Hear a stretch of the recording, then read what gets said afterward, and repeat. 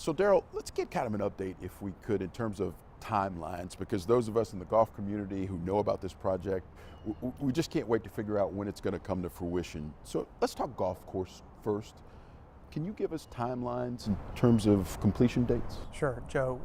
We broke ground in late July, so we're 60 days into significant dirt removal. What started as infrastructure with roads and water, things that I never knew about before. What's now happening that I'm most excited about, our golf holes are forming before our very own eyes.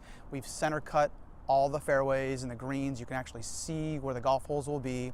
Our architects, Gil Hands and Bo Welling, will be here later this fall to actually do the shaping. They'll get on the bulldozers, they'll move land and shape it to their liking so that this incredible topographically rich terrain with beautiful Panther Creek winding through will look like a golf course more so than not. All be dirt as we go into the fall. But then we'll start grassing next summer, and we're going to be ready to go in the spring of 22, and we better be. We have our first championship, the KitchenAid Senior PGA Championship, in May of 23. It's fantastic, right? So you've got the Senior PGA in 2023, the women come in 2025, and then the PGA itself in 2027. In terms of the different courses, how would you describe what your architects want to create with those two different courses? Sure. Well, Gil on the East Course, which is scheduled to be where our broadcast championships will be held, will be a rugged, enormously long and difficult, for the best players in the world, golf course. It'll look like it's always been there, taking full advantage of Panther Creek.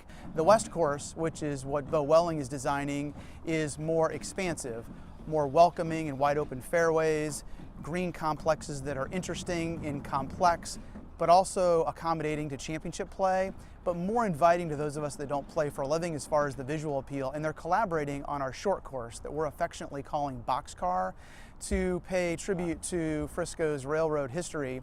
It'll be a 10-hole short course with lights so we can enjoy playing golf into the deep evening when the sun goes down. And it's going to be a great place to settle a wager or to introduce kids to the game and everyone in between. Yeah, great place, exciting for those of us who are golf fans and who love to get out and play the game. I do want to hit on one note that you mentioned though, topography, because I think that piece of land has a lot more undulation and change of elevation than anyone would think. It's like nothing we've seen in this market. There's about 120 feet of elevation change from top to bottom, which will feature with the creek running through it. That natural flow of water will be beautiful and spectacular. The 18th hole on the East Course is a par 5 that will risk reward you to go for it into if need be.